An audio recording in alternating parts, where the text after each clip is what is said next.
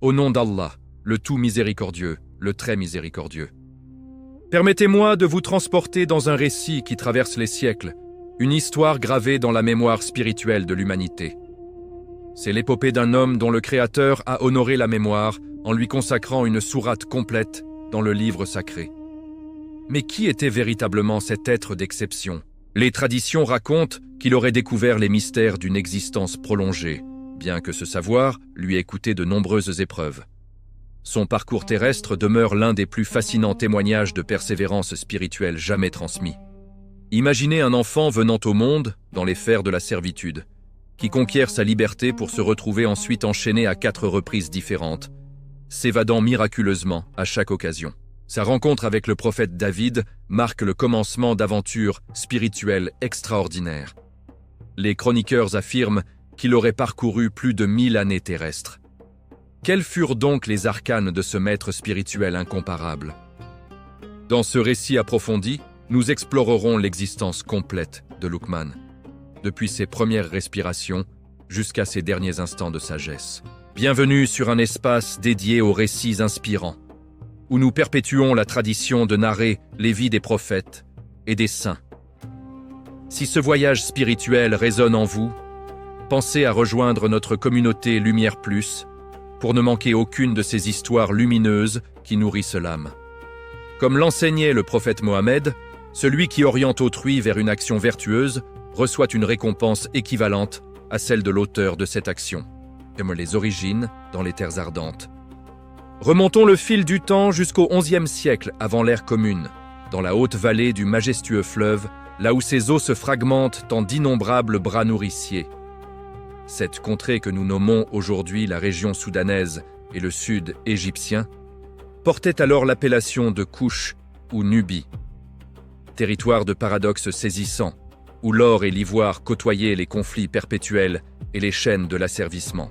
Dans un modeste hameau constitué de demeures en terre bâtie, au milieu des acacias épineux et des troupeaux chétifs, un enfant vit le jour à l'aurore naissante. Un nourrisson à l'épiderme d'ébène profond, aux traits marqués et aux pieds déjà robustes comme ceux destinés aux longues marches.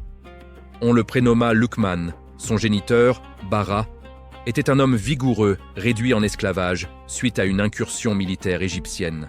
Sa génitrice, dont l'identité s'est perdue dans les brumes du temps, était également captive. Tous deux appartenaient à un négociant nubien fortuné qui lui-même versait tribut au pharaon régnant. Dès ses premiers pas hésitants, Luqman connut le fardeau des chaînes invisibles. À l'âge de 5 printemps, il transportait déjà l'eau destinée aux cultures. À 7 ans, il surveillait les caprins sous un astre solaire qui brûlait l'épiderme comme un fer rougi. Les autres enfants s'amusaient avec des roseaux taillés en forme d'épée. Lui, on n'exigeait que silence et soumission. Cependant, très précocement, quelque chose d'inhabituel brilla dans son regard. Là où les autres enfants hurlaient et couraient en tous sens, Luqman observait attentivement. Il contemplait les fourmilières et leur organisation méticuleuse. Il étudiait les ibis avançant avec grâce dans les zones marécageuses. Il scrutait la voûte céleste nocturne lorsque les propriétaires dormaient et que les asservis exténués s'effondraient enfin. Un crépuscule, alors qu'il comptait à peine 8 années d'existence, son propriétaire le découvrit assis près des flammes, immobile, le regard levé vers l'immensité céleste. « Que fais-tu là, petit enfant noir ?» gronda l'homme avec rudesse. Luqman répondit avec une douceur désarmante. « J'écoute attentivement, maître. »« Tu écoutes quoi exactement ?» Le silence qui communique davantage que tous les mots prononcés. Le maître éclata d'un rire tonitruant et le frappa légèrement sur le crâne. « Un esclave qui réfléchit excessivement finit toujours mal, » déclara-t-il. Mais au tréfonds de son être, il fut profondément troublé. Jamais il n'avait entendu un enfant esclave s'exprimer de cette manière. Les saisons s'écoulèrent inexorablement. Luqman grandit. Ses mains se couvrirent de callosité, tandis que son cœur demeurait immense. Il devint berger, puis apprenti charpentier, puis cueilleur de plantes médicinales dans les collines environnantes. Partout où il passait, les animaux semblaient au moins craintifs à son approche. Les végétaux semblaient prospérer davantage. Les anciennes du village commencèrent à murmurer « Cet enfant a été touché par une bénédiction inexplicable ». À l'âge de 17 années, Il sauva l'existence du fils de son propriétaire en préparant une décoction à partir d'une plante découverte dans la montagne. L'enfant brûlait de fièvre depuis 3 jours interminables. 1 heure après avoir absorbé le remède, il ouvrit les yeux et réclama de la nourriture. Le maître, stupéfait, observa Luqman comme s'il le voyait pour la toute première fois. C'est précisément à cet instant que tout bascula irréversiblement. Un jour, le maître lui ordonna « Abats un mouton et rapporte-moi les 2 meilleures parties. » Luqman revint avec le cœur et la langue. Le lendemain, il commanda « Apporte-moi maintenant les 2 pires parties d'un autre mouton. » Luqman revint encore avec le cœur et la langue. Le maître s'écria, intrigué « Explique-toi immédiatement. » Luqman répondit d'une voix calme qui fit trembler l'atmosphère. « Maître vénéré, lorsque le cœur et la langue sont orientés vers le bien, rien n'est plus précieux en ce monde. Mais lorsqu'ils sont tournés vers le mal, rien n'est plus dangereux ni destructeur. » Le maître resta muet durant un long moment de réflexion. Puis, sans prononcer un mot supplémentaire, il détacha les chaînes de Luqman et prononça « Va, tu es désormais libre. Un homme de ta trempe ne peut appartenir à un autre homme. » Pour la première fois de son existence, Luqman marcha sans entrave. Il avait 17 ou 18 printemps. Le monde s'ouvrait devant lui comme un jardin secret immense dont il commençait à peine à déchiffrer le langage mystérieux.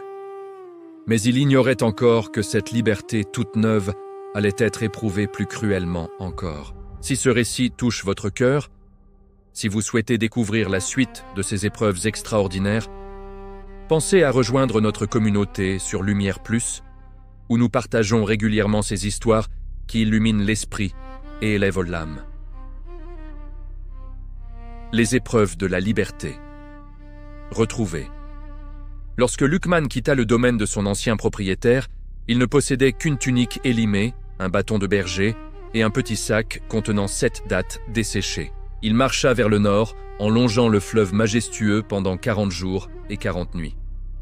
L'astre solaire était si intense que même les crocodiles cherchaient de refuge dans la vase. Les scorpions s'écartèrent de son chemin. Les traditions racontent que les créatures sauvages percevaient en lui une odeur de bénédiction divine, comme si la terre elle-même le reconnaissait. Il dormait là où la nuit le surprenait, priant chaque aurore face au soleil levant. Il ne demandait rien, sinon la force de comprendre les mystères de la création. Au cours de ce périple transformateur, il apprit le langage secret des plantes. Une nuit, près d'un buisson, il entendit une voix douce lui murmurer « Ô Luqman, je suis la plante qui purifie les entrailles. Prends mes feuilles, fais-les bouillir et donne-les à celui qui souffre. » Il comprit alors que c'était le végétal lui-même qui communiquait avec lui. Dès lors, chaque arbre, chaque herbe, chaque fleur devint pour lui un manuscrit ouvert. Il passait des heures à écouter et à mémoriser leurs secrets millénaires. Il arriva enfin aux portes de la grande cité de Swan, aujourd'hui connue sous un autre nom. Une métropole grouillante de commerçants, de soldats et de prêtres. Luqman, avec sa peau d'ébène, ses vêtements déchirés et son regard profond, attira immédiatement l'attention. Sa réputation de guérisseur le précéda rapidement. On parlait de cet homme du Sud qui soignait les maladies que même les plus grands prêtres médecins ne pouvaient guérir. Des femmes stériles retrouvaient la fertilité. Des enfants mourants revenaient à la vie. Un général mordu par un cobra fut sauvé en une seule nuit grâce à un cataplasme qu'il avait préparé avec ses mains bénies. Les gens affluaient de partout. Les démunis venaient la nuit en secret. Les fortunés envoyaient leurs serviteurs avec des sacs d'or scintillants. Luqman refusait toujours l'or, ne prenant que le strict nécessaire pour se nourrir et continuait à dormir sous la voûte étoilée. Mais là où la lumière brille intensément, l'ombre se rassemble inévitablement. Les magiciens et les faux guérisseurs de la cour virent en lui une menace pour leur position. Les gens commençaient à dire « Seul l'homme noir du Sud connaît la véritable médecine ». Les rumeurs parvinrent jusqu'au palais royal. Un soir, alors que Luqman soignait un enfant, des gardes firent irruption. « Par ordre du gouverneur, tu es accusé de sorcellerie. » Luqman répondit avec calme. « Je ne commerce qu'avec les plantes que le Créateur a créées. » On lui passa les chaînes au poignet. C'était la 2e fois de sa vie qu'on l'enchaînait. La première fois, il était né esclave. Cette fois, il était libre et on le rendait esclave à nouveau. Ils le jetèrent dans la grande prison de Swan, une fosse creusée dans le roc, obscure et nauséabonde. Luqman fut jeté au milieu des criminels, des voleurs, des assassins et des débiteurs insolvables. Dès le premier soir, un colosse égyptien couvert de cicatrices s'approcha et le menaça. « Toi, le noir, donne-moi tout ce que tu caches. » Luqman répondit doucement. « Je ne cache rien, sauf ma confiance en Allah. » L'homme leva le poing, mais à cet instant précis, une douleur fulgurante lui traversa le ventre. Il s'effondra en hurlant. C'était une ancienne hernie que Luqman avait remarquée. Il s'agenouilla près de l'homme, posa sa main sur son ventre et murmura une prière. Quelques minutes plus tard, la douleur avait complètement disparu. Le colosse pleura comme un enfant. « Tu es un sorcier ou un saint ?» Luqman sourit avec bienveillance. « Je suis seulement un serviteur qui connaît quelques secrets des plantes. » Dès le lendemain, la nouvelle se répandit dans la prison comme une traînée de poudre. Les prisonniers lui apportaient en secret des feuilles séchées, des racines, des écorces. Luqman fabriquait des remèdes dans l'obscurité, soignant les fièvres, les plaies purulentes, les infections. Même les gardiens finirent par venir le consulter en cachette. Il resta plusieurs années dans cette prison, où il apprit la patience plus que jamais.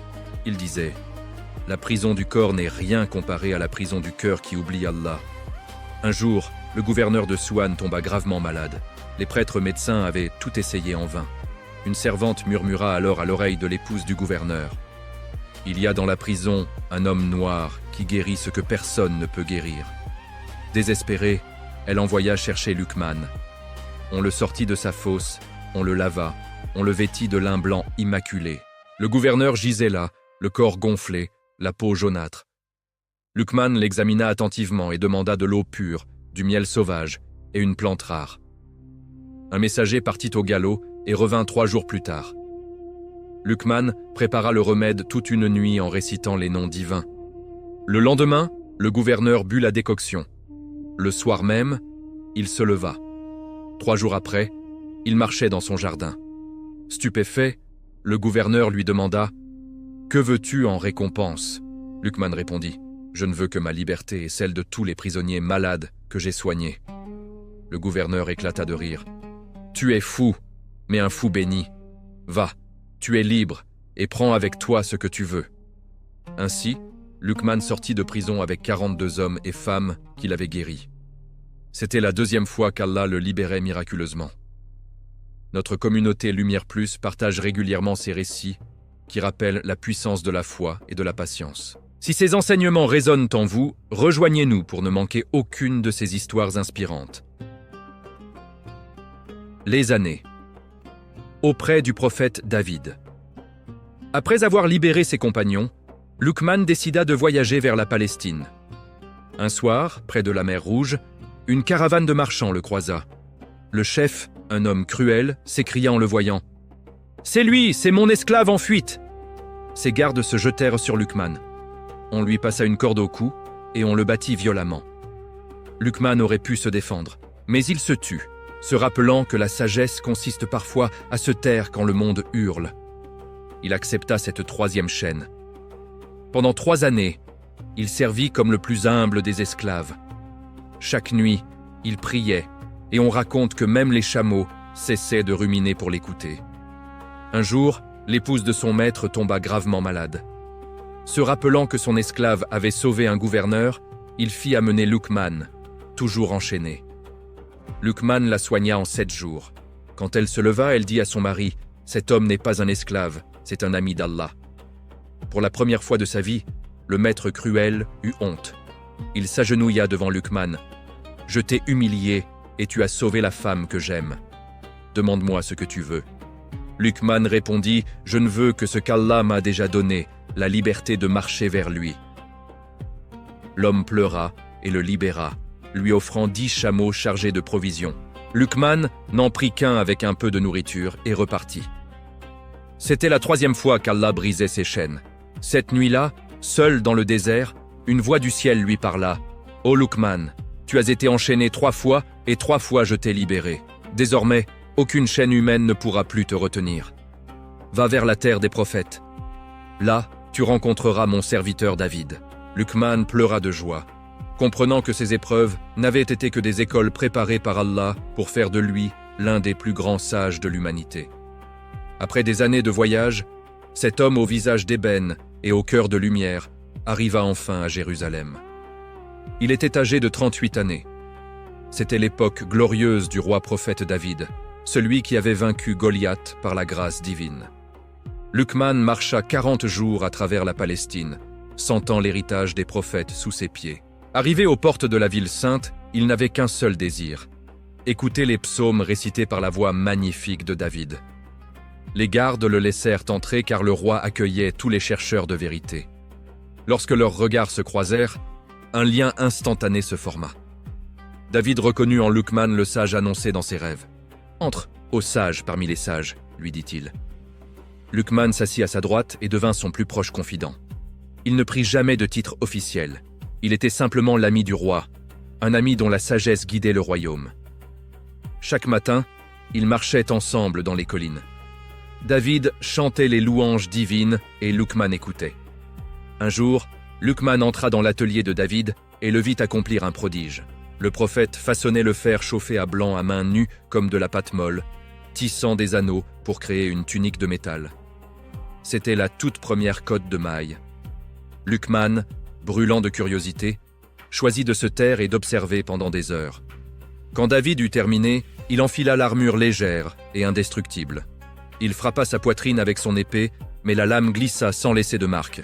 Fier, il se tourna vers Luqman, attendant ses louanges. Mais Luqman prononça simplement cette phrase immortelle. « Le silence est sagesse, mais rares sont ceux qui le pratiquent. » Impressionné par cette profonde vérité, David comprit que la sagesse de Luqman surpassait même ses propres prodiges. À partir de ce jour, le prophète roi ne prit plus jamais de décisions importantes sans consulter son ami. Un soir, autour d'un feu de camp, le prophète David demanda à Luqman: « Comment as-tu atteint cette paix intérieure que même moi, avec tous mes dons, je ne possède pas ?» Luqman, qui avait été esclave, prisonnier, battu et trahi, prit une poignée de terre et répondit: « Ô David, à chaque épreuve, j'ai choisi de ne pas haïr. J'ai simplement suivi 3 règles. Je n'ai jamais menti pour sauver ma vie. Je n'ai jamais trahi une confiance, même celle de mon pire ennemi. Et je ne me suis jamais occupé de ce qui ne me regardait pas. » Cette nuit-là, le roi David pleura longuement et fit graver ces mots sur une tablette d'or. Impressionné par sa sagesse, David fit construire une école pour Luqman. Pendant 250 années, des milliers d'élèves vinrent du monde entier pour l'écouter. Luqman passait aussi des semaines en méditation dans une grotte. Un disciple curieux le suivit un jour et le trouva immobile, un scorpion marchant sur sa main. Terrifié, il cria. Luqman ouvrit les yeux et dit doucement: « Il me teste, je le teste, nous nous respectons. » Le scorpion fit 3 tours et repartit sans le piquer. Peu avant sa mort, David confia sa peur à son ami. « Ô Luqman, j'ai peur de rencontrer Dieu avec mes péchés de roi. » Luqman posa sa main sur son épaule. « Ô David, tu as fait chanter les pierres. Moi, je n'ai fait que les écouter. Tu as bâti un royaume, moi, ma patience. Mais la miséricorde d'Allah est plus grande que nos 2 peurs réunies. » David mourut peu après, apaisé dans les bras de Luqman. Avant de repartir vers l'est, Luqman laissa un petit coffret au jeune roi Salomon, son fils. Des années plus tard, au bord de l'orgueil, Salomon l'ouvrit. À l'intérieur, une feuille de palmier sur laquelle était écrit « Rappelle-toi que tu es poussière et que la poussière ne se soulève que pour retomber. » Ces récits extraordinaires continuent d'inspirer des millions de personnes à travers les âges.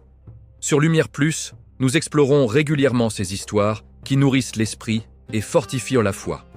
La quête spirituelle en Anatolie. Après avoir fermé les yeux du prophète David et confié le jeune Salomon à Allah, Luqman, âgé de 350 années, repartit seul vers le nord-est. Son dos était droit, son regard vif et ses pas légers sur le sable. Il traversa la Phénicie, remonta les vallées montagneuses où flottait un parfum de pin et de thym. Il ne parlait presque plus. Il s'installa finalement près d'une antique cité, au bord d'un fleuve majestueux. Il ne possédait rien, juste un bol en bois et une natte de prière.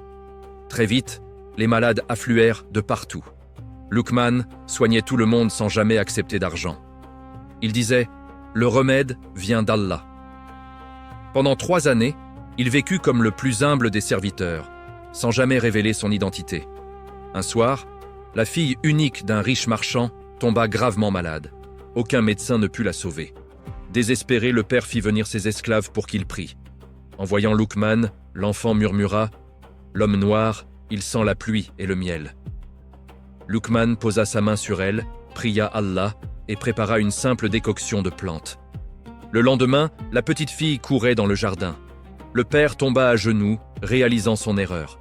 Luqman répondit simplement « Je ne suis qu'un serviteur d'Allah, et aujourd'hui, tu m'as rendu ma liberté pour la 4e fois. » Les années passèrent, et la réputation de Luqman grandit considérablement. Les gens murmuraient qu'il avait trouvé l'élixir d'immortalité.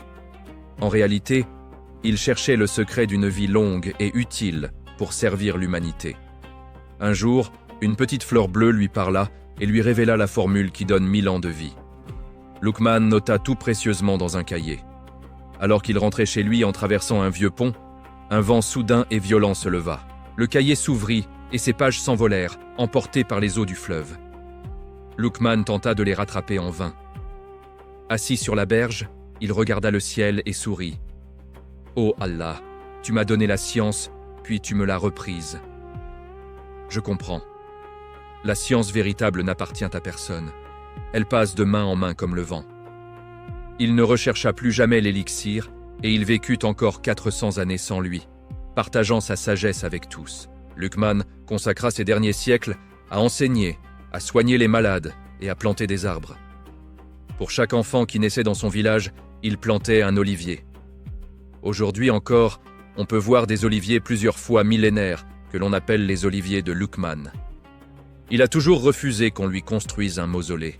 Il disait « Quand je partirai, mettez-moi simplement dans la terre, la tête tournée vers la Kaaba, et plantez un grenadier sur ma tombe. Ces fruits rouges rappelleront aux passants que la vie est courte, mais que la miséricorde d'Allah est éternelle. » Il est mort un vendredi à l'heure de la grande prière, âgé de 1000 années selon la plupart des récits. Ce jour-là, les oiseaux se sont tus. Le fleuve a semblé ralentir son cours, et les grenadiers ont pleuré des larmes rouges comme leurs fruits. Si ces enseignements touchent à votre cœur, pensez à rejoindre notre espace Lumière Plus, où nous partageons régulièrement ces histoires qui illuminent les chemins spirituels. Les conseils éternels à son fils. Nous voici au chapitre final de la vie de Luqman le sage. Il a plus de 1000 années d'existence. Son corps est léger comme une plume, sa peau fine comme un parchemin, mais ses yeux brillent encore de 1000 feux. Il sait que la fin est proche et il ne lui reste plus qu'une seule chose à faire. Transmettre le savoir qu'Allah lui a accordé. Il appelle son fils unique, un jeune homme fort et intelligent, mais encore plein de l'ardeur de la jeunesse. Luqman le fait asseoir sous un grand grenadier. Le soleil couchant peint le ciel de couleur chaude. Le vent murmure dans les feuilles. Luqman pose sa main ridée sur l'épaule de son fils, et sa voix, bien que faible, résonne avec une clarté divine. « Je n'emporte rien de ce monde, sauf ce que je vais te donner maintenant. Garde-le précieusement, ce n'est pas mon héritage, c'est l'héritage de tous les prophètes avant moi. » Son premier et plus grand conseil concerne l'unicité divine.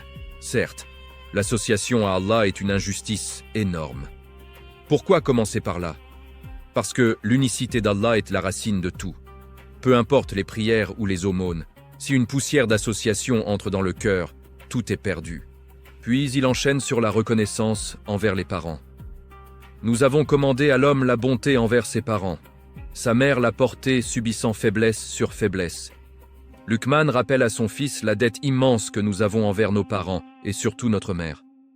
Luqman regarde son fils droit dans les yeux. « Ô mon petit-fils, même si une action pèse le poids d'un grain de moutarde, qu'elle soit cachée au fond d'un rocher dans les cieux ou dans les entrailles de la terre, Allah la fera apparaître. Car Allah est subtil, parfaitement informé. Rien n'est caché à Allah. Un vol, une médisance, un cœur rempli de haine derrière un sourire. Il voit tout. Ne sous-estime jamais le plus petit péché, car aux yeux d'Allah, il peut peser lourd. Mais n'oublie jamais non plus la plus petite bonne action. Luqman se redresse et continue. « Ô mon fils, accomplis la prière, ordonne le bien, interdis le mal et endure avec patience ce qui t'arrive. » La prière est la rencontre quotidienne avec le Créateur. Ordonner le bien et interdire le mal commence par soi-même avec douceur et sagesse. Et la patience, c'est savoir qu'Allah tient les clés du destin. Ne te détourne pas des gens avec orgueil, ne marche pas sur terre avec arrogance. Allah n'aime pas les orgueilleux. Un jour, un roi arrogant vint voir Luqman. Luqman lui conseilla de marcher pieds nus pour se souvenir qu'il n'était qu'un serviteur. Le roi refusa et mourut peu après. Sois modéré dans ta démarche et baisse la voix. L'homme orgueilleux parle fort car il oublie qu'il n'est que poussière. Marche comme si tu portais le Coran sur ta tête et parle comme si chaque mot était noté par les anges. Luqman a continué toute la nuit partageant sa sagesse. La plus grande richesse est la santé et la paix du cœur. Le silence est une sagesse rarement pratiquée. Le cœur est un jardin. Si tu n'y plantes pas de bonnes graines, les mauvaises herbes y pousseront. À l'aube, il dit à son fils « Je sens l'ange de la mort approcher. Ne pleure pas. Enterrez-moi simplement. Plantez un grenadier sur ma tombe, et chaque fois que vous mangerez un de ses fruits, souvenez-vous que la vie est douce et courte, mais la rencontre avec Allah est éternelle. » Puis son âme s'envola, pure et sereine. Pourquoi Allah a-t-il dédié une sourate entière du Coran à un homme qui n'était même pas prophète? La réponse est d'une beauté et d'une profondeur incroyables. Les savants expliquent que Luqman est le modèle parfait du croyant non-prophète. Il a réussi à condenser toute la sagesse humaine en quelques phrases simples mais puissantes. Luqman nous enseigne une leçon fondamentale. La vraie sagesse ne demande pas de miracles spectaculaires ou de pouvoirs surnaturels. Elle naît simplement d'un cœur pur et sincère. Le grand savant disait que si Allah l'avait voulu, il aurait fait de Luqman un prophète. Mais il ne l'a pas fait pour nous montrer que la sainteté est à la portée de chacun d'entre nous. Après sa mort, on a retrouvé près de sa simple hutte une petite tablette d'argile sur laquelle Luqman avait gravé son testament final. « À celui qui lira ceci après moi, je n'ai rien possédé, et pourtant j'ai tout possédé. Je n'ai jamais été roi, et j'ai régné sur les cœurs. Je n'ai jamais eu d'armée, et j'ai vaincu. Je n'ai jamais eu de palais, et j'ai dormi avec les étoiles pour toi. » Il conclut par ces mots. « Si tu veux mon héritage, alors garde ton cœur propre, garde ta langue propre, garde ton ventre propre, et tu vivras 1000 ans dans un seul instant. » Aujourd'hui encore, si vous passez près du pont où Luqman aurait vécu, arrêtez-vous un instant. Écoutez attentivement le murmure du vent. Vous pourriez presque entendre sa voix douce vous dire « Ô toi qui écoutes, ne commets jamais d'association à Dieu. Sois bon et reconnaissant envers tes parents. Rappelle-toi qu'Allah voit tout. Accomplis la prière, ordonne le bien. Endure avec patience et sois humble. » Notre espace Lumière Plus est dédié à partager ces récits qui traversent les siècles pour continuer d'éclairer nos chemins. Si vous ressentez le besoin de vous connecter régulièrement à ces enseignements, rejoignez notre communauté grandissante. Que la paix et les bénédictions d'Allah soient sur notre maître Mohammed, sur Luqman le sage, et sur vous tous qui avez écouté cette histoire jusqu'au bout. Si cette série vous a touché, montrez votre soutien en la partageant avec votre entourage. Imaginez un vent doux, chargé des parfums du Nil ancien et des oliviers de Palestine qui traversent les siècles pour venir caresser votre visage. Ce vent porte avec lui l'histoire d'un homme qui n'était ni prophète ni roi, mais dont le nom brille dans le Coran comme une étoile éternelle. Nous avons marché ensemble à travers 5 chapitres de sa naissance dans les chaînes de la Nubie, à ses derniers mots murmurés sous un grenadier en Anatolie. De l'esclavage à la sagesse éternelle, Luqman nous enseigne que la vie est un voyage vers Dieu, où chaque épreuve est une bénédiction déguisée. Son histoire ne s'arrête pas, elle vit en chacun de nous. Celui qui guide vers le bien a la même récompense que celui qui le fait. Merci de nous avoir accompagnés dans ce voyage spirituel extraordinaire.